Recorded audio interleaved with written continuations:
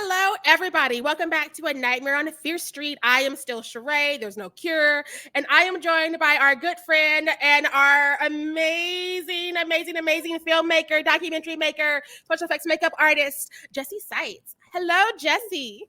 Hello. Thank you for having me on. Thank you for being on and being cool and having cool stuff to talk about, because we love people who have a lot of cool shit going on. Just a few things. Just a few. I mean, just the Monster Girls doc coming out and all the festivals. Like, what's, Tuesdays.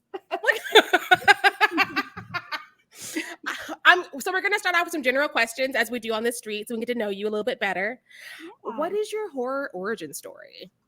So, wow, it's really kind of crazy. So I always liked this shit, like how everybody pretty much like across the board, you're kind of like born liking it. But the, I guess, plot twist, like for me, is I actually grew up in a super religious home. And at 6 years old, Halloween and horror movies and all that shit got like banned. And so from 6 to 16, I actually was not like allowed any of that. I want to call CPS. I know it's after the fact, but I'm concerned.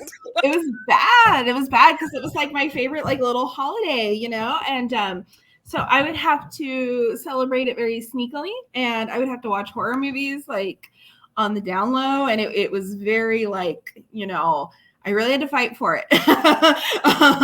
And so now I'm like a walking Halloween decoration, and my house, as you can probably tell a little bit, like even from behind me, like it looks like the fucking Addams Family house, So clearly that wasn't a good measure to keep me out of it, because it just increased. And then from the time I was like 18, I started making movies. So my first professional set that I was ever on, I was 18 years old. So I didn't know that about you. Wow. Like, congratulations for doing it early. Really early. So I've been in it. I think if more people understood, if you raise a kid to not do something, they have to do it. Like, I don't get a say. I'm like, I couldn't do that as a child. I have to do it all the time now. I'll be paid for it. Like, contractually obligated to do the exact opposite. Once they figure that out, the world's gonna be a different place. But parents just whenever. So, what was your first piece of horror media that hooked you? Like, was it a book, a video game, a movie? What was it?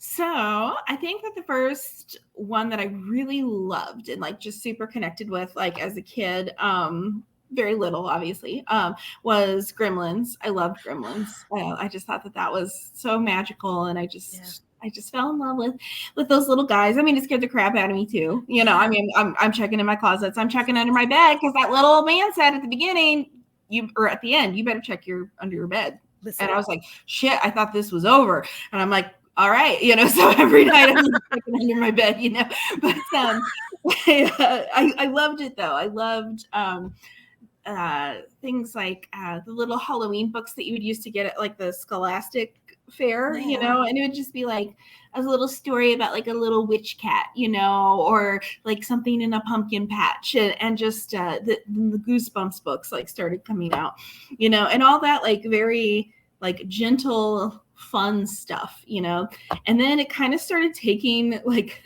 a darker turn when I got a hold of like scary stories to tell in the dark. Oh yes.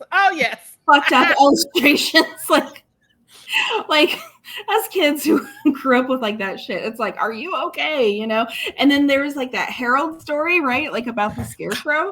Yeah. People like he sees people. Like I'm like. I'm a child. I shouldn't be doing this. Like that's like the one like you read, like you're out camping, and like you're reading it like with like a flashlight, and you're just like, oh my God, Harold, and so that I think really honestly, and this is the first time I think I've really pinpointed it, but I think Harold is like that story specifically is like what made me want to start scaring the shit out of other people. Yeah.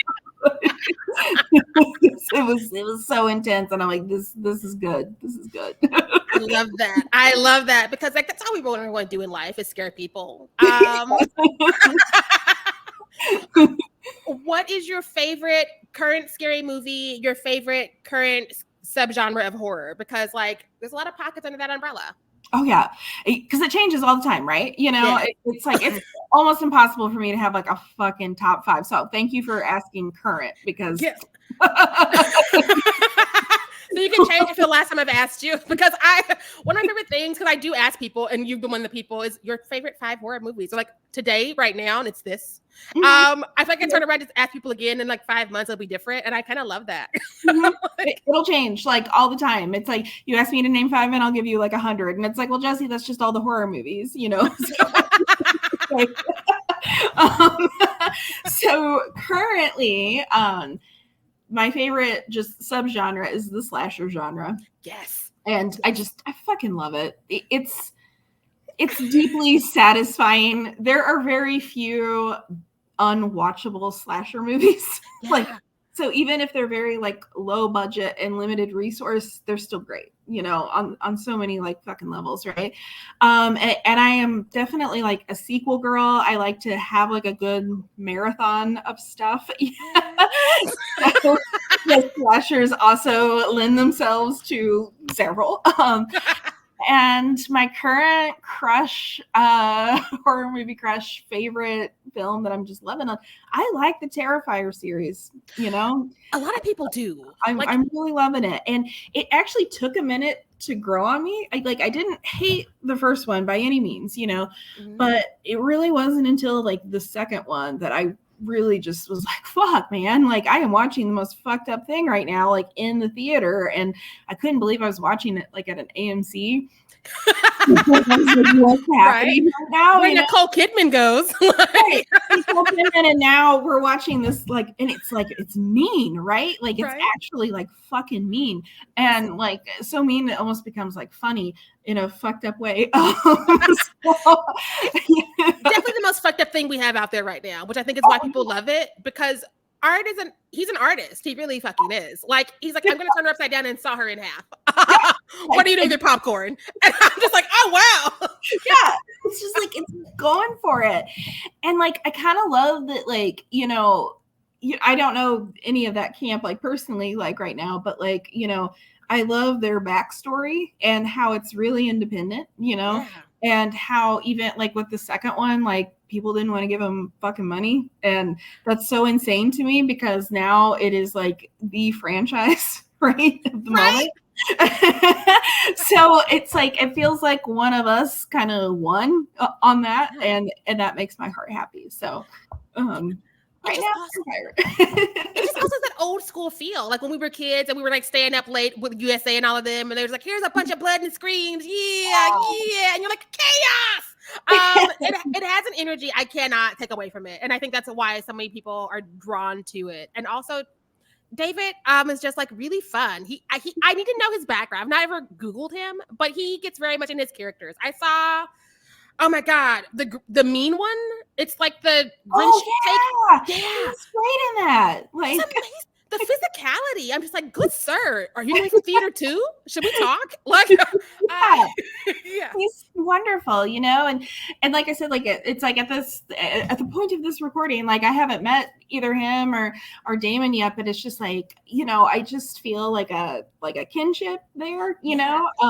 And it's exciting. It's exciting to be excited for like the third one and stuff. And so I'm really into seeing like where that goes. I mean, I'm going to be in the theater like October 11th, popcorn, like please gross me out, you know. And they will. That's scary. I'm like, let's do it, you know. So yeah, Terrifier. And then like in terms of like classics, right? I mean, I'm a Freddy girl. Thank you. I'm a Freddy girl. Freddy raised us all. Like he really did. And he's pretty fucking amazing. I'm never tired of him. I love all of the movies, all of them. And even the stupid little TV show I fucking love, you know. You just can't go wrong with him. Like there's something about the murdering demon man in your dreams with the blades for knives that has one-liners for days. He's fucking awesome. Like, I'm here for it. I'm here for it, you know. And I love Scream, you know. yes. I'm worried about the future of the franchise for sure. We got so lucky because usually when things shift creators, it's but Radio Silence did the work, and they were like, you know what? We studied at the School of West, and also here's some brown and black people in this franchise that has been notoriously bad to them. And it's like, oh my God, we're seen. Right. And we were like, and now we're done. Like, but no, but why? I know. And it's, you know, I really, I mean, I don't mind going like on record and saying that, you know, I think that they really like did that girl dirty, you know. They did. And it's just like, it was such an overreaction to something that wasn't like bad to begin with, you know, and it kind of makes it hard to get excited about 7, you know. It's like, and it fucking hurts because Kevin Williamson is back. And I'm like, if it can't be Radio Silence, Kevin Williamson by far, because it was his baby. But also, I'm like, I don't want to see Sydney come back. I don't want to see the rest of us get pushed to the sidelines again, because we just did that for 4 movies. And I love Wes and I love Kevin. But also, as a girl who looks at myself and like representation, they were hurting me. And so I don't want to go back. I just don't know if I'm going to see it or not, because I usually mute everything and I run as soon as I can to see the new Scream. I don't know where I'm going to be at mentally and emotionally yet. Yeah. And so that's why I'm just keeping it quiet, because a lot of people on Twitter are saying a lot of things they're not going to mean in a couple months. Right. Listen. And so I'm like, let me work through it silently. Yeah. I know. I completely like feel that. And I'm also with you. Like, I don't know where I'm at with it, you know? The Neve Campbell thing, it just kind of feels like one, it's like, why didn't you just like pay her properly to begin with? So we're going to pack that, right? You know, but then also it's like, now you're bringing her back because you fucked up this franchise, you know, and you gave us like a new final girl that we fucking loved, you know. Sam Carpenter is that bitch, because we watch a lot of horror movies, and like it takes a lot of our final girls a little bit too long to figure out you're in danger forever now. You know this, right? Not Sam. She's like, he stabbed me once. We're going for the knife every time. We're getting the fuck out of town. We're not doing these mind games. And I'm just like, somebody who speaks my language. Yay. And she was fucking amazing. You know, it's just truly fucking amazing. And so I'm just like, man, but I'm like, at least we had a good run of 6. Right? Which is, it's hard to do in any franchise, let alone a slasher franchise. And again, like, coming in after Wes Craven, those are some big shoes to fill, because like, as a Radio Silence fan, I'm like, we're going to have a good time. I don't know what it's going to be though. And they were like, girl, stop talking. I'm like, you're right. I don't know why I ever doubted you. Throw away all my essays about what I wanted. You did that. I'll see you next movie.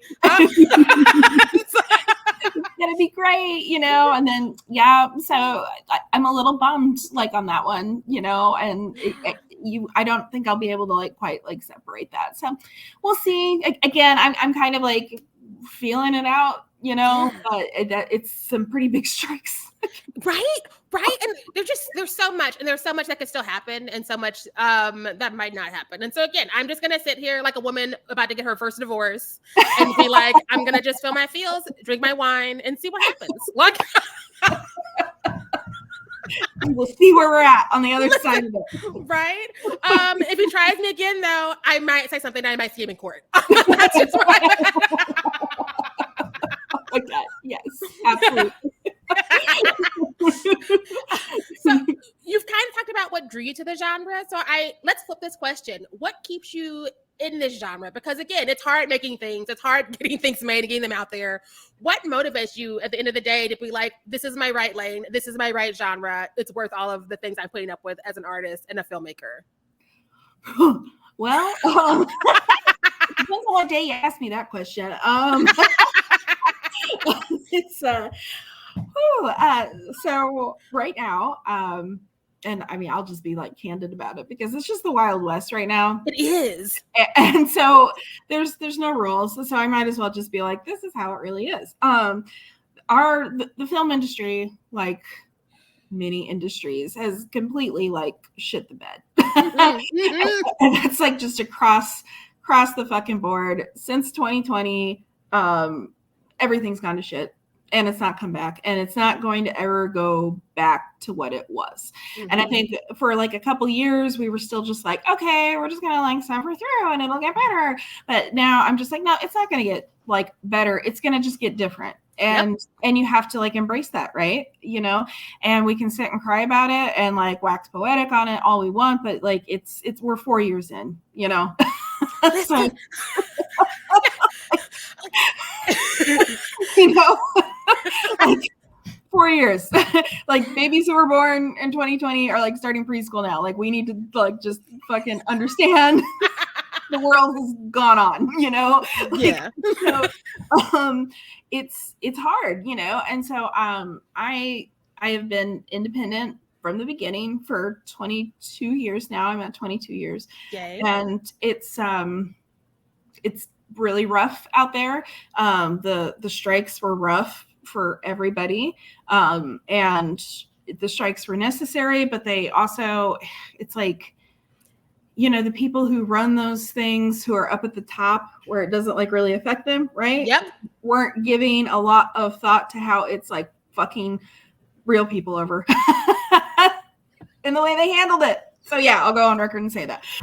So it was handled poorly, you know, and that means people who are poor, people who are from marginalized like fucking groups, people who are like fucking another race other than white, like they're getting like fucked over in these things. 100%. Yes. So it's like, okay, you know, and it's hard to kind of fully get behind it when you see that happening, you know, and when it's also happening to you, right? You know, So I went from this was my life, you know, and my consistent work to I get 1 gig a year, you know? Yeah. And it's like, okay, obviously I can't live on that, you know? And so I had to really think this through, you know, and be like, what am I going to do? So, Monster Girls was kind of born on that. It's like, I can rally and get like a documentary together. That's something I can do. There's still resources in putting a documentary together, but they're different resources that aren't as dependent on a system that like fucking hates women. Listen. It's like a little bit better, and I encourage people to get into the documentaries because you do have more power, and there's a lot more forgiveness like in the way it's like being presented. Not everybody is expecting you to have like that Netflix $10 million documentary, right? You know, and I mean, that's nice, that's great and all, but that's a rarity for docs, you know? So I did that. And then I also am putting myself like back through school to learn the business side of it, because I was like, if I am going to be independent, then I really need to be independent, which means I got to learn how to do like this tax shit. I got to learn how to do this accounting shit. I got to learn how to do all this back end stuff that I don't know how to do. And I've been relying on other people for. They do not teach those skills in school because I have 3 degrees in nonsense. My last one, an MFA in playwriting, and we never talk about the business. And so I get out here and I'm like, what's a 1099? I paid rent. I'm fine, right? And like, no, fool. And I'm like, oh no. Taxes, you know? But it's seriously like, as an artist, like, why the fuck do they not set us up right? You know, like, oh my god, the amount of years I went without putting certain things on my taxes that I should be putting on there as a writer, and I'm like, I've been taking this L to the chest and the face every year, and I could have been getting a little bit back on my taxes for it, or making things a little bit better. Like the lack of information. I also have issues with like the school. I have issues with all the systems, but educational system as well. Yeah, it's fucked up. Like I got into that and I was like, oh, this is also a disaster. Okay. Everything is awful. Well, in conclusion, it all sucks, and tenacity sees us through. Because like, what else am I gonna fucking do at this point? You know, like. That's what I have so few skills, and I hate being outside. So I have to figure it out in my apartment with my assorted wigs and my microphone. That's all I can do. Is it what I dreamed of? Not really, but also it's kind of not that far from what I wanted to be doing. And you know what? Success looks different as you get to be alive for a while. Yes. Oh gosh, yes. And and your perceptions and your realities like shifts, especially when there's like a big global like fucking shift, you know. And you're just like, this is what I can do with what I got, you know. And that's where I'm at, like, as a creator. I mean, I have like goals and dreams and hopes and aspirations and so much, right? Like so much, but it's you know, you just got to take it one day at a time. Especially because we just got dealt so much information. Like again, somebody outside of things, I was like, if I ever get my TV gig, I'll be able to like support myself as a writer because I'll be in a writer's room. So find out that they were as poor as I am, but they get to go to work at Netflix and steal food from the kitchen. I was like, oh no, I can't afford to dream anymore. Oh my God, that is so true though, right? Like you get to that like proverbial top, right, of the mountain, and you're like, oh, okay, this is it. And nobody is like honest about that part of it, you know, like how much of it is like smoke and mirrors, you know, especially like on social media, right? We're inundated with the images, and I'm guilty of it too. You project yourself. You want to show the good side. You want to show the happy side. Like, here I am doing this like cool thing, you know. You don't see that I just ate peanut butter and crackers for a whole like fucking month, you know, and I like had to scream at like my bill collectors like right before I came on this event, but I put on a full fucking face of makeup and like fine. Right? Nobody is seeing, oh, they forgot to pay me last week, so I just got to pay rent with 2 hours for them to talk to me about late fees. Right. I mean, and you got to like hustle these people down, you know, because also, I mean, as you know, like in creatives, like even when you do get gigs, there's so many ways you get fucked out of money, or it comes late, or it's, you know, just not convenient. I don't know how people did it without Klarna and Affirm and Spite. Those are the three things that are true. Like without those, I'm in my apartment doing nothing and drinking water. Like I know it's just, and so it's like you know, when people ask like, you know, getting into it, you know, and I fucking feel really bad for people who are now 18 and they want to get into it, right? Because even like the unions like won't even take on interns now. You know, they put that whole fucking letter out, like the design union, right? They're just like, our people haven't even worked in 18 months, so we can't in good conscience even like have you come work for free because there's nothing. And you're just like, damn, that's bleak. Because first off, we need to stop with the unpaid internships. It's unfair to so many people because I can't give up my life to go live in LA and write for CBS 5 days a week and not work. That's not feasible for me at any time in my life, even when I was a child, like 18.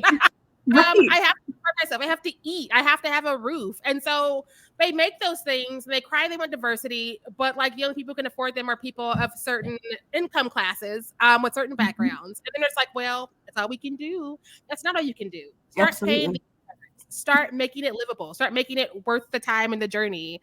I hate that artists are still being punished.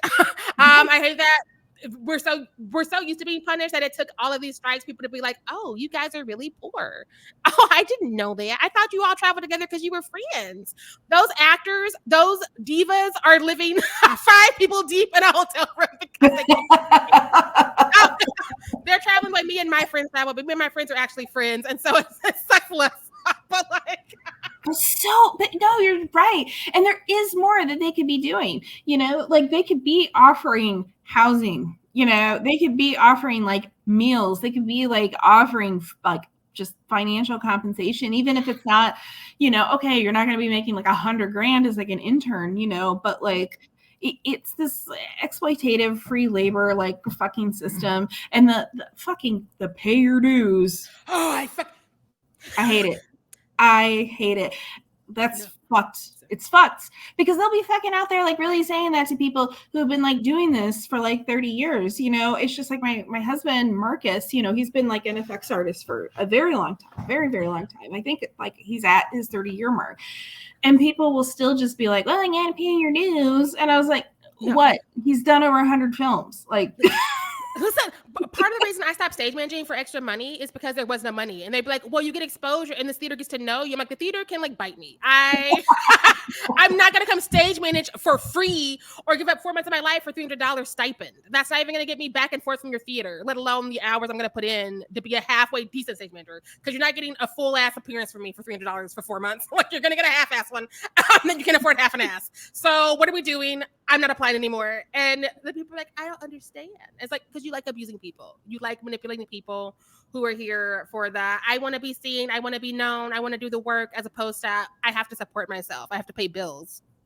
Right. I have to be a person. That stipend thing with theater, I just ran into that. Awful. Like, and because I kind of like was just dipping like a little toe, peeling back the curtain for theater stuff, you know, because I love to do costume design and like makeup. And I was like, okay, like, let's see what this half of. And I got like this fucking interview. Yep. Like a job. So you think because you're getting interviewed and they say it's a job, you think it's a real job. I fall for that. Right. Stupid me. And then like then they fucking hit me with that offer. There's like, here's this stipend. And I was like, wait a minute, like, is that like a day? And they're like, no, that's for 2 months. And I was like, you gotta be kidding me. That's like gas round trip maybe 3 times and like a sandwich. And I was like, how is this legal? And then I was like, and they're proud of it too. They're proud of it too. There's been so many places I've sent scripts to as a playwright, and like they want me to pay for them to read my script, but they won't pay me if I'm selected. Meanwhile, like the director and the actors get like $20. And I'm just like, it's not worth it. It's not. And that's why I was like, you know what? Let me just stop. Like I'm gonna stop putting energy into this because it does not feel good to be putting on energy to be poorer. I'm actually losing money by trying to be a player. Like yeah. Oh my God. I mean, it's crazy. I mean, it's just like, it's so stupid too, because, you know, they're missing out on you, you know, they're missing out on so many people doing that. And it's like, if you're not born into this like rich family, you know, right. And you're like, well, I didn't want to be a doctor, so mom and dad just paid for me to be like an artist, you know, and it's just like, man, that's just really worn out, right? Yeah. Like we gotta shake it the fuck up because people are still going into all the student debt to come out and not find jobs in their career fields, and be told to work for exposure. You work for exposure and then eventually you die. And I'm just like, this is not listen, overexposed to death. Like everybody knows your name, but you're 90 now. So like, oh my God, it's so true though. And we'll still get hit up, like Marcus and I both will still get hit up with like effects are my favorite. And I'm sure you encountered this too, like in the theater world is like, you know, well, we can't pay you or we can't pay you much now, but the next project, we're going to bring you along with us. And it's like, no, you won't. No. Next project, you're going to hire some fucker who's got a bigger name. Yep. Fuck you. Pay me now. I don't know who these lies are for. I just feel like we are all adults now. You can just be like, I don't want to pay you, but I want somebody to do it. If you're not going to do it, do you know anybody who's desperate enough to do this for free? And I'll still be like, no, because I'm spiteful. But still, that's we're having an honest conversation. Look. Oh my God, it's so true though, you know? And it's just like, you know, just say what you mean. Just be like, look, I don't have the fucking money. Are you interested or are you not? And I will tell you, if it does interest me, if I am available, I would love to, you know, because I do believe in helping people, you know, God love it. You know, I know we all, you know, and I've asked for fucking favors. I've asked for so many favors in Monster Girls, you know, like, so I understand the asking for the favor, but like, you can't just be out here like acting like everybody can do it for you every time or, you know, like it's fucked up. It is. And that's my other thing. It's because like I got to produce one festival of plays once. And I was like, hey, I'm doing it because I'm spiteful. I hate Neil Butte. You're all playwrights. I can't afford to pay anybody. But if we make any money at the door, it's going to this charity for battered women. And like a lot of playwrights who I respect and are further ahead in their careers and didn't have to do it were like, I got to play for you. I have a couple plays for you. Do you want this monologue? And I was like, thank you. And we had a lovely evening of work. But again, I just was upfront. I was like, I understand not working for free because I also hate working for free. But if you happen to have something and you wanted to go up here, it's a little Chicago line. I live in Chicago at the time. And again, just being honest with people and being like, this is what it's about. Here's where it's from. If there's any money coming in at any point in time, here's where it's going. Yeah. And they were able to tap in and tap out as they needed to. And there was no hard feelings, as opposed to this, I'm going to shame you. How dare you ask for money as an artist? We do it because of the love of the art. Bitch, I'm eating ramen for 9 years. It's my constant companion. And you want me to do it for the love of the art? No. Don't talk to me about art. Don't even talk to me about it. Don't talk to me about it. Yeah. Do not. I am not a summer child anymore. Fuck the art. Like I'm looking at capitalist society. Me and my art will thrive if you pay us money so we can have our time together. Turns out you need money. Listen. I mean, you know, until we can like all get into like a little like commune situation or like anyway, because no one can afford to live alone anymore. Oh my God. It's insane. And so and that's just like we have to get real about this shit, because it was already ridiculous before COVID, you know, but now it's like really ridiculous. And it's like, look, it's, you know, I don't care what people's whatever leanings are. Cost of living keeps going up. You know, like it's a lot more to survive like right now. And then it's just the reality of our situation. And so we have to be building better. We really do. And we have to be building more like sustainably too. And sometimes that means waiting, you know, like there's like a script I have right now that I'm very excited about, but I am waiting until I can properly pay people like as much as I possibly can, you know, like, yeah, I could probably try to do it like in 3 weeks and like ask everybody to do it for free and like, you know, or all this kind of shit. But I'm like, I want to stop contributing to that so much, you know, and now people aren't going to be like millionaires like off of it, but you know, I am willing to wait until it's the right time. And some people get really the ego, right, gets like in the way, and they get very self-indulgent and they get very trigger happy, and they're like, I'm just gonna fucking do it right now because I can't fucking wait. I got to do it right now. And it gets fucked up, and you piss people off.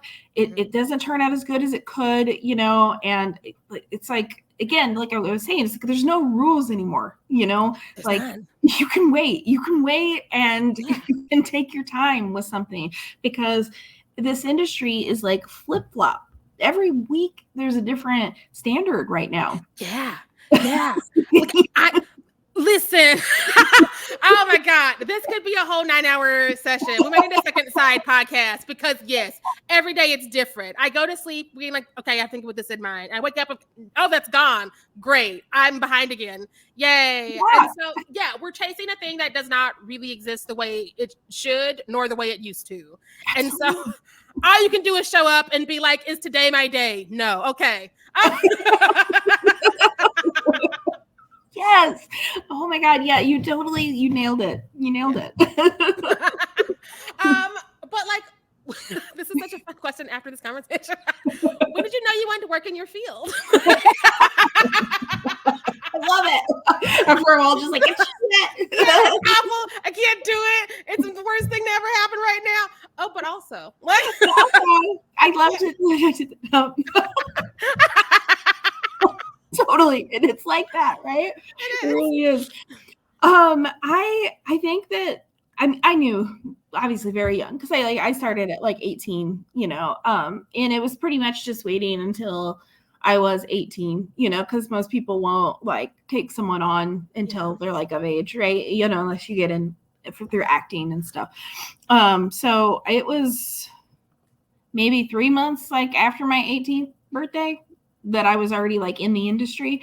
And I just knew I wanted to do it. And I didn't even have like a specific goal in mind really for the first handful of years, you know, I what I was gonna do was my original plan was I'm gonna go move to New York City and I'm gonna sleep on somebody's dirty ass fucking floor and I am gonna go scrub toilets at Trauma and I'm just gonna do that. I'm just gonna do the Trauma thing, you know, and like and that was where I was at. And at the time I was like living in St. Louis. And there was like a filmmaking group in St. Louis who were actually like putting out movies. And I was like, well, New York, even to sleep on somebody's floor is expensive. So why don't I try this thing that's just down the street first, you know? And I did. And then that was like the first like 7 years, you know, of my career. I was like in St. Louis and, you know, St. Louis is just a motherfucker of like a city, you know. I'm from Kansas City, Missouri, and so I've only gotten to go to St. Louis once or twice, but I'm like, wow, this is this is different. Intense. The best way I can describe it is like one day I was like driving back for a visit because I lived there in South City for 10 years. You know, I'm not one of these people that's like, I lived in St. Louis and it's like West County, Clayton. No. I lived in the city for 10 years. And one time I was like driving back and I'm like stuck in traffic on that little shanky bridge, like when you're coming in from Illinois, like to, you know, it's already like looks like Escape from LA, quite literally, right? John Carpenter got inspiration for sure. Like, it's like no wonder it was filmed there, you know. So it was like it was noon. And I'm stuck in traffic over this like tiny bridge, and I look over to my left, and there's like already a building like engulfed in flames, like downtown.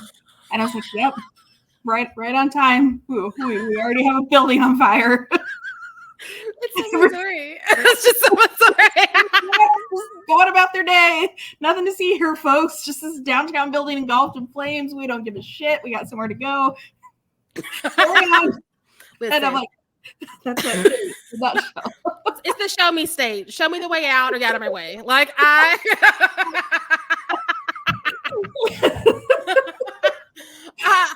what is one common misconception people have about the role of a special effects makeup artist? Because I know it's basically alchemy for people who don't do certain things. So like, what is the one misconception you like to make sure people walk away from here no longer having? It takes more than 30 minutes to do. Listen. And it's whoo, god damn. I don't know where, actually I know where people got it in their head. Exactly. They watch fucking Face Off with for TV and they're just like, oh, you can make a whole monster in like 45 minutes. And I'm like, shut the fuck up. No, I can't, you know? And oh my God. No. And professionals, like 80s. Mm-hmm. I love them. I think I've only liked 2 80s ever in my entire life. Sorry, 80s. Yeah. What's your ETA? My ETA is going to be like, I will rip your face off if you ask me that like one more time. Like it's, they want you to do this shit. And you're like, no, what the fuck? It's like, it's at least like a full fucking monster makeup. You are looking at least 4 to 5 hours. Please, for the love of fuck, plan accordingly.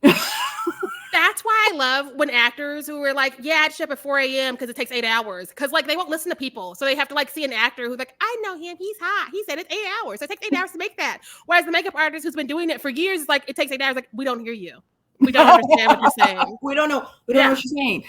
No, but now that Jimmy Campbell Bower has said it, we understand. Like, it takes a long time because he's pretty and we like him. It's like, okay. Embrace that. But the makeup artist tells you, like, look, man, I'm going to need like time.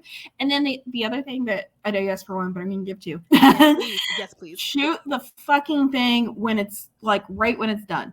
Do not let that person sit in their fucking prosthetics for 5 hours and they'll be like, it looks like shit. Well, no kidding. Because they fucking ate a whole ass sandwich. Listen. They sweated off like their fucking prosthetics. They fucking scratched their goddamn nose. Shoot the fucking thing, you know, when it's ready. Right. No, people love to just be like, I don't understand. We hire these artists, but like it doesn't look like it once in my head when I needed 8 hours after they're finished. What you mean you have to like touch it up again? What do you mean he broke the fucking finger? What do you mean? What do you mean things are gonna melt and you have to reapply? It's makeup. It's just basic. I know I don't wear makeup because I don't have the time and skill, but I know putting on like a regular face of makeup takes some time. And also, the second you turn your lights on and you step aside into the sun, it's different.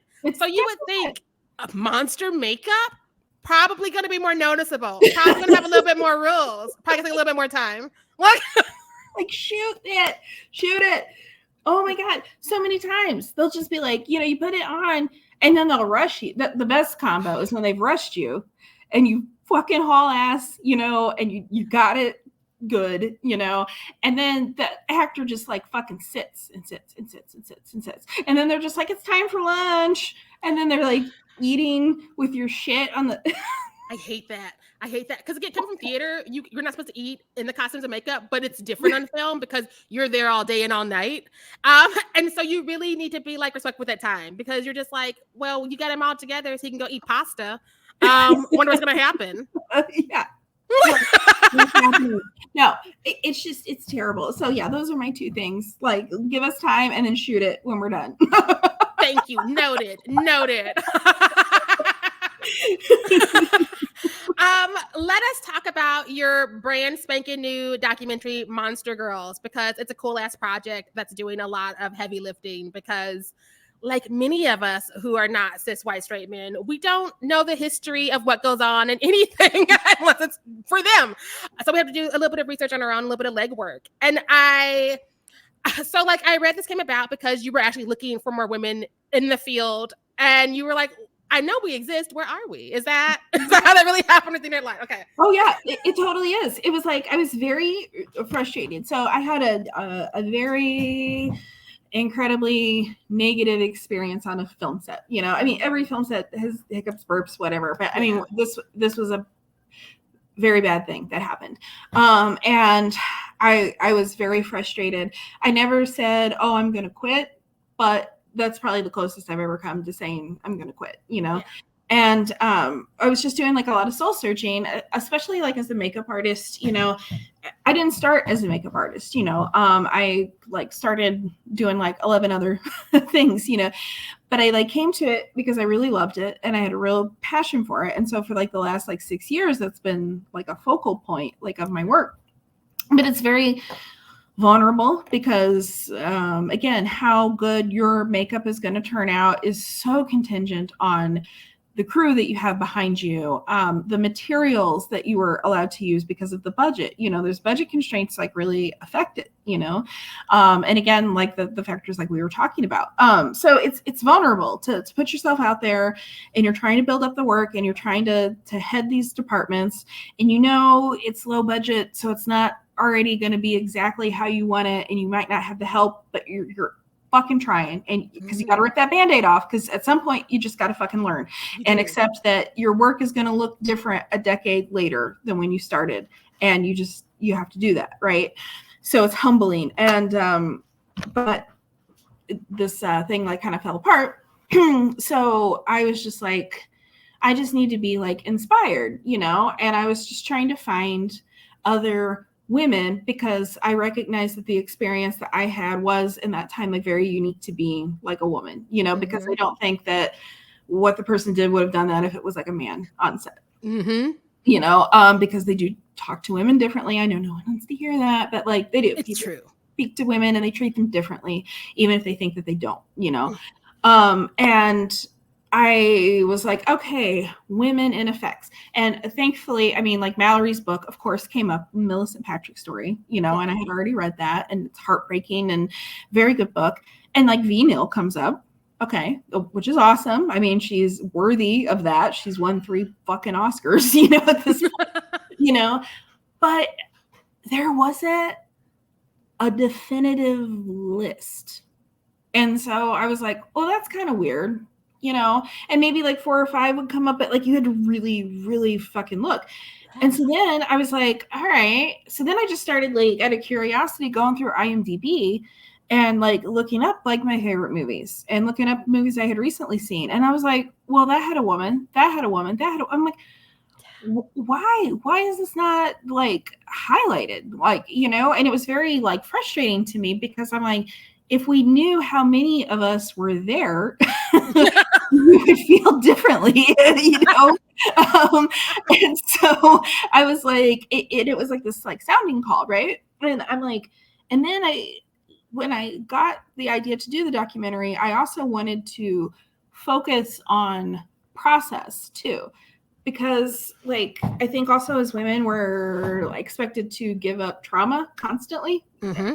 And you know, so every fucking article you read with like a woman anything creator, there is like a trauma attached to it and it's expected. And I was like, that's kind of fucked up because like no one's asking Tom Savini his trauma story. Mm-hmm. Yeah, they're not like cry for us. Yeah. Like- they're just asking him how he made the zombie, you know? And so I wanted to provide this like space where women could talk about their fucking process, like an industry professional, which they are. And that was like where my focus has like been for this like entire documentary. I mean, there's still like some real talk in there because you can't make a documentary without it coming up, you know, but overall, you know, it is to like encourage women who are considering it and also women who are in the field. Like, look, you know, it's okay. This is legitimate. Like, you know, you belong here too, you know? I love that because like, again, I really don't hear of a lot of women doing this, which is wild because like it's makeup and they love to be like, these are gendered things and these are gendered norms, even though that's bullshit. And so you would think they'd be like, but here are the women who do it. But it's always Tom Savini. It's always people who work with like Stan Winston. It's never like, but like these women who did this thing. And I think that is one of the reasons why I cannot wait to see this documentary is because we're always asking where are the women monsters and where are the women directors of these franchises, but we're not asking where are the women creating these monsters. Yeah. Exactly. Who is behind it?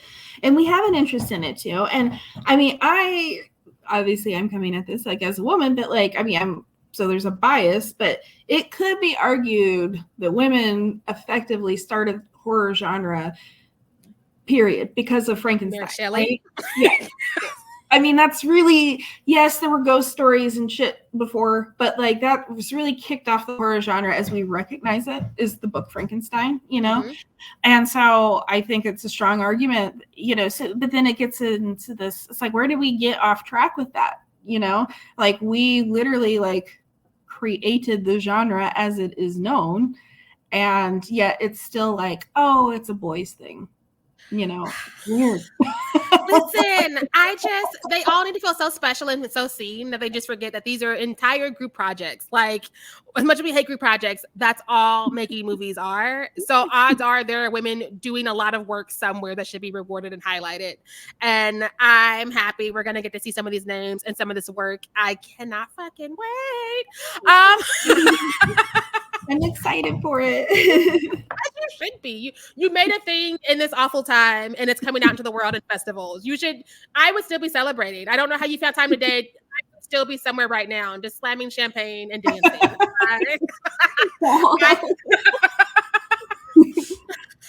So our listeners who follow along with us probably know your work from Jacob's Wife because you definitely were there working with the Bonnie Aarons on a Travis Stevens movie. I have to just ask, what is Bonnie Aarons like? Because she is literally all of the monsters that we know and love today. And I hope she's finally being paid for all of that work. Bonnie's amazing. Hands down, fucking amazing. She's fucking hilarious. If you ever get a chance to like hang out with Bonnie Aarons, like take it in like absolute, like, you know, drop everything you're doing to hang out with her. She is so loyal to her people. And you can't really say that about a lot of actresses, you know, but Bonnie is extremely loyal. I saw her at Monsterpalooza like a couple years ago and there was like Jacob's Wife panel and I wasn't on it. I mean, I didn't know it was happening. They didn't know it was going to be, it wasn't, I didn't take it as a slight, but Bonnie got like pissed and she's like, why weren't you on that panel? What do you mean you weren't on that panel? You know, and she's just like, you know, and I'm like talking to her at her booth and like the people in line, you know, she's got like a Jacob's Wife like picture. She's like, you see that makeup right there? That girl did that makeup on that panel, you know, and like she's just like getting in there, you know, and I was like, Bonnie, it's totally cool, but like that's how she is. And it's incredible to watch that. And to that end, everyone who worked on Jacob's Wife has that loyalty. And like Barbara Crampton and Travis Stevens, they were very good and clear about like my role in that project, and it helped me as an artist, because they would actually talk about my individual contributions too, so it was Marcus and I who did like the entire thing, which when you watch the movie and you realize it's only 2 effects artists, that's like kind of insane. Yes, it is. Oh my God. Just 2. And it was a lot. We didn't sleep for a month and a half. But so many people would like default to just talking about Marcus. And that's not on him, because he definitely pushes me forward all the time, or any woman that he works with. But that's just, people only see the male name. Mm-hmm. And probably a whole other conversation we could have. It keeps happening. It keeps happening. They love to be like Jordan Peele's movie. Nita Costa directed that, and she also co-wrote it.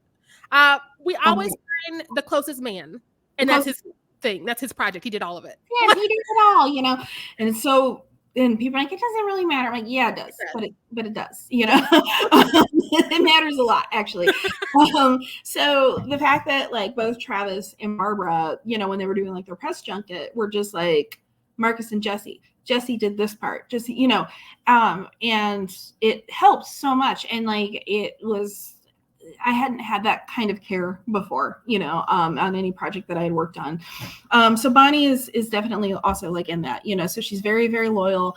And she's just fucking hilarious. So CM Punk is in Jacob's Wife as well, and I love wrestling. He's actually one of my favorite fucking wrestlers like ever, all time. So I was trying to be cool about it, I mean, it's like, hey, CM Punk standing right there, like I had taken like a sneaky like paparazzi shot of him from like across the like, to prove to my friends that I was on set with him. But I was like, but I'm gonna be cool, And so it was like one of our like last nights, and I like mentioned to Bonnie, I was like, oh my God, he's like my favorite wrestler. And she's like, what? And so she like goes up to him. She's like, this girl right here, she loves you. She fucking loves you. Like, you're her favorite. Take a picture with her. And she like grabs my phone and like, we stand next to CM Punk, and I'm sitting there like, like no makeup, like just fucking late at night, and Bonnie's like taking these like pictures. Like, he doesn't mind. Go take a picture with him. Like, she sounds like the best person ever. I cannot. She's like a fucking wingman, man. Like, she was like, oh my God.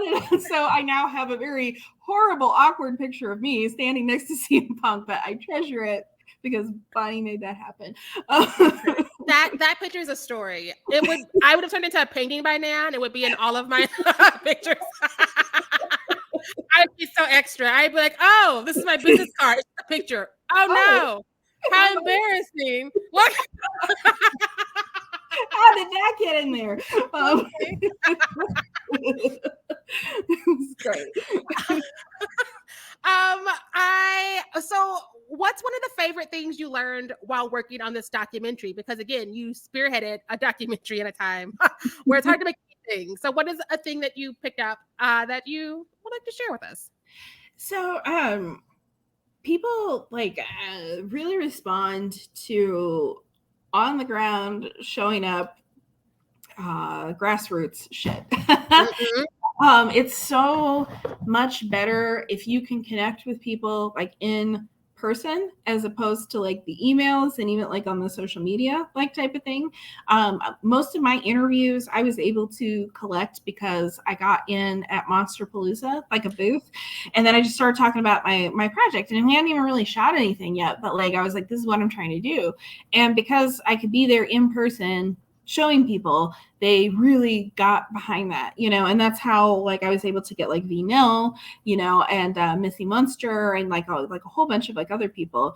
And so I think if you're showing up like earnestly, people really will respond to that. And that's something that, again, it goes back to like vulnerability, right? I think a lot of people kind of skip that step because it's a lot in person, you know, to just be like, hi, I'm doing this thing and you don't fucking know who I am, you know, but, you know, I'm going to talk to you like about this.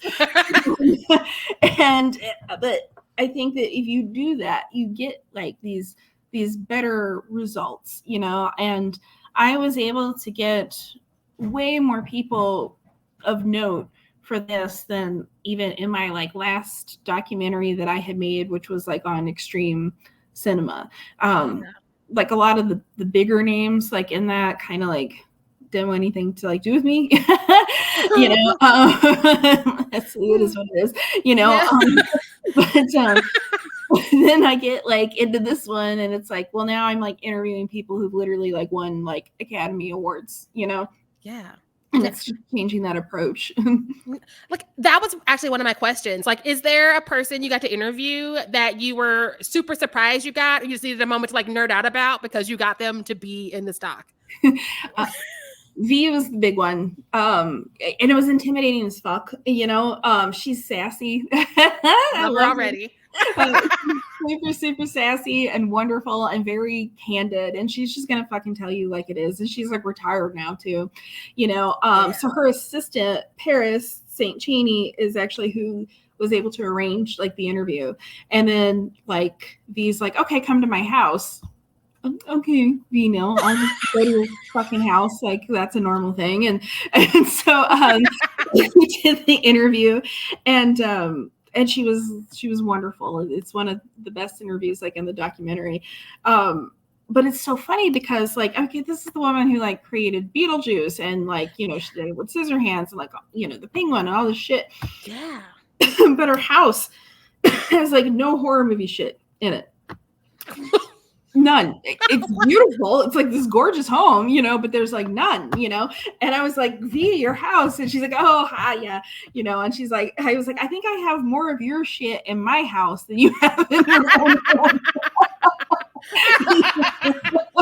And she's like, yeah, I mean, I've just worked on it for so many years. Like, I don't really want to like see it. And I'm like, I get that. I get that, but it was shocking, you know, because it was like this beautiful, like, you know, like a nice, like Montana ranch, almost like style, you know, like just gorgeous oil paintings of like the Southwest and like, you know, like cowhide furniture, just gorgeous, but not what you would expect the woman who like made Beetlejuice. Yeah, that blows my mind because again, I just assume that all of us are like the biggest nerds, and so it's like here's a cardboard cutout of this creepy bitch. Like, yes, I have a pumpkin head in the back of my room.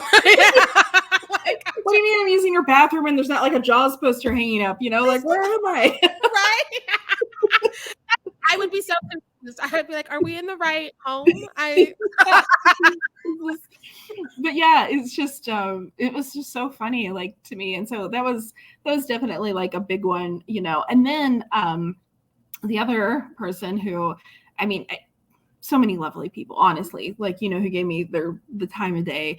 But we just wrapped out Diana Prince, and like yeah, and she was like so fucking cool. Like, I can't even like overstate how amazing she is to fucking work with. Like, she's of course busy. Listen, shit. She's doing so much. She does so much. And like right from the airplane, so we booked her for 2 days in a row. She got off the airplane, came right into like recording her voiceover because she's narrating Monster Girls. Yes. Did it, fucking knocked it out of the park. Next day, she's there early for her on-camera interview. She's looking gorgeous. She's got good energy. Fucking nails it in like 30 minutes, you know. It's just wonderful. And I'm just like, damn, you were like so fucking cool. And like, you know, you see these people who rise up in the industry and you're like, man, I hope they're cool, you know. Listen, I hope they're cool. You don't know. You never know until you know. And then you're like, oh, man. Happening to the right person, or damn, I wish people knew what a turd burglar this person is, you know. Listen, which is why I love being like, so-and-so is the whole problem. Here are my receipts. So we can all be aware. Like, that's it's like, there's some real crappy people out there, and but like Diana has like such an actual real love for the genre, for independent people, like she goes out of her way to fucking promote so many independent projects. It's like, you don't have to fucking do that. You could literally just be on Joe Bob and like, do your thing and people would love you for it. But I am dreaming of a world in where after Joe Bob is done with that Shutter situation, she gets to host her own thing and just be her own personality. Because like you can't go too many times without seeing her pop up in like the Chainsaw Awards or somebody's documentary or like an event, and you're always like, she's got outfits and she seems cool. I want to have a drink with her, and so I would love her just like, hello, I'm hosting this tonight. Exactly. You're welcome. And I'll be like, yes. And like, I agree. Like, she completely 100% like needs like her own. I mean, I love Joe Bob too, but like we need a Darcy show, and like, I think people really responded well when we made the announcement, that she was gonna like be the narrator for this, because it is her kind of like stepping into that now, it's like, she's our like anchor point, we don't have Joe Bob and Monster Girls, we like specifically have like Diana, and that was like on purpose, because I'm like, this is like about women, so I want like a woman to be that focal point, and like speaking like about it and stuff. And so that was very, very, very important, like to all of us. And I mean, she's really like our generation's like Elvira, I was about to say, yes. Yeah. We are all the reason we are because of Elvira. And I think that a whole new generation is about to be the way they are because of Diana. And so it just makes sense to give her own like little late night thing. Like, bring back Up All Night, bring back anything like it. Like, open the Kickstarters, take our money. Who's gonna produce it? Like, what, like, and yeah, so she's a fucking queen, so we were very, very lucky like to have her. So yeah, those were two big ones. Maybe she's so happy because she always seems cool. And so I was like, yay, confirmed. She's amazing. She's fucking amazing. Everybody hire her. Yes, please. I need more Diana Prince on my TV, even though she's already everywhere. I need even more. So we are definitely tapping that time limit. So what is one thing you've been dying to talk about Monster Girls that nobody has asked you?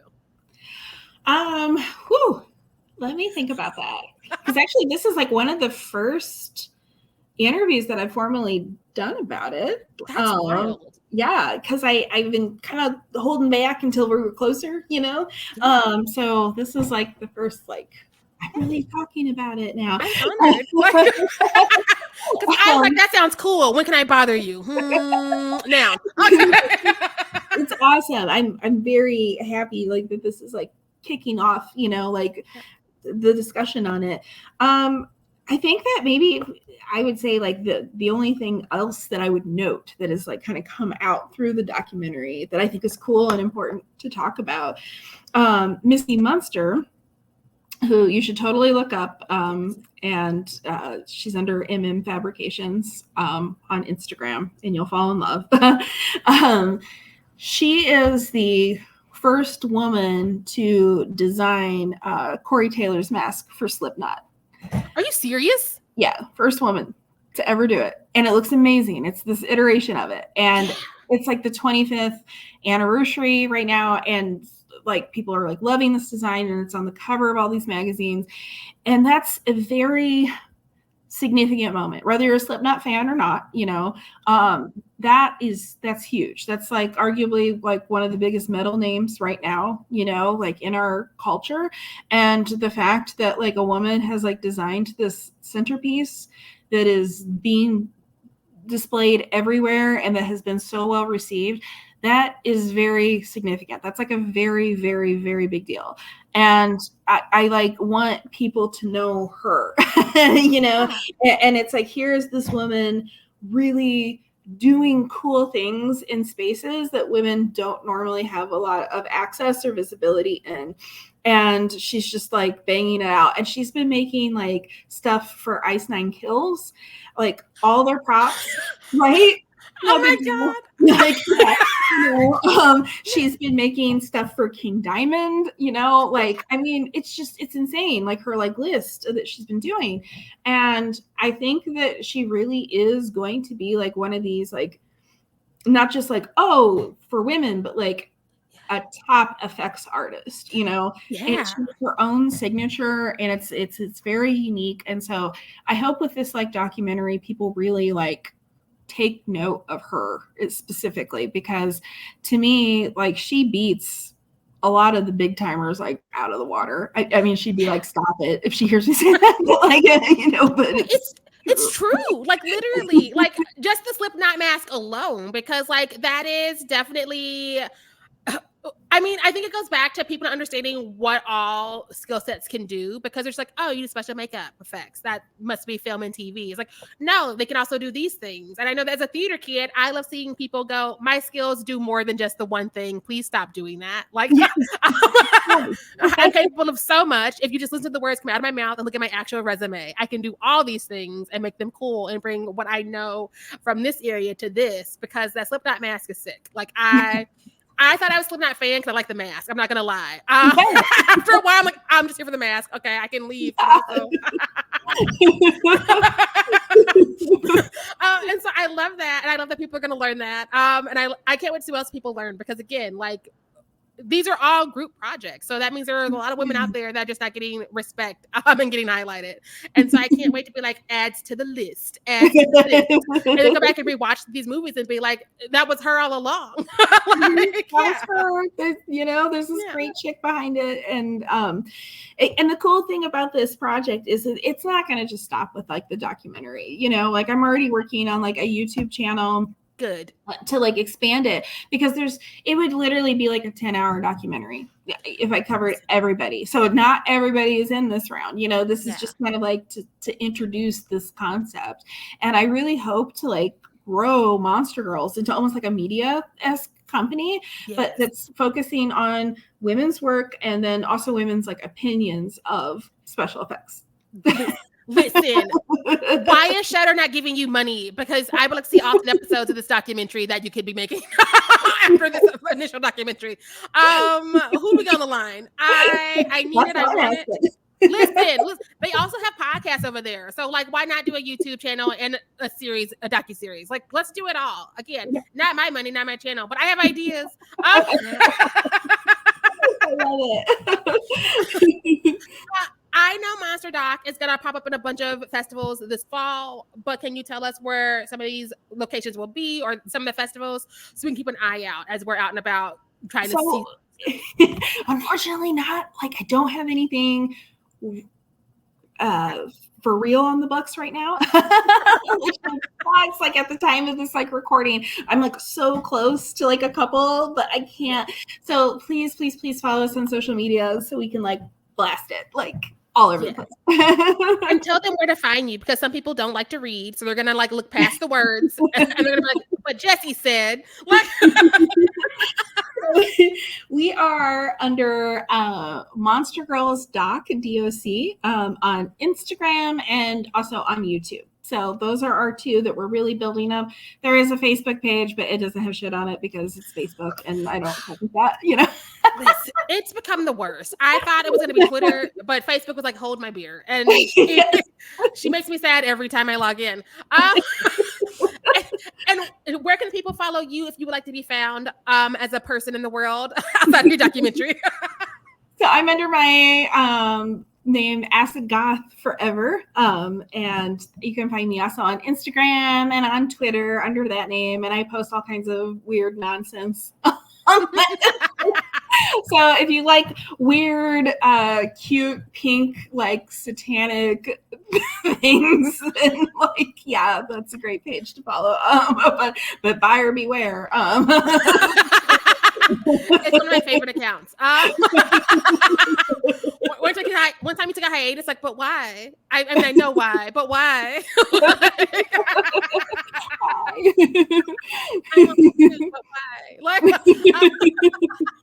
And can you tell us what is next for you, or is it all still under wraps? I am really hoping to streamline Obsidian. So that is a short that I did a while back that is about a killer scarecrow. And I've had the script written forever. I just had kind of taken a couple scenes and made a short and shopped it around for a while. It's actually like also available like on YouTube, and you can find it on my social media links. So I'm in talks with a couple producers right now of finally bringing that feature length to life. So, I say that, and it could take, as early as like next year, or it could be 10 years from now, because that's how film works. So, but I, hope sooner than later, we can get this murderous scarecrow out into the world. We deserve. I cannot wait. Please let us know how we can support you when you do know when we can support you, because again, it takes forever to make anything. Thank you for your time. This has been amazing. Again, I cannot wait to like run into your doc in the wild, which will be like anytime now.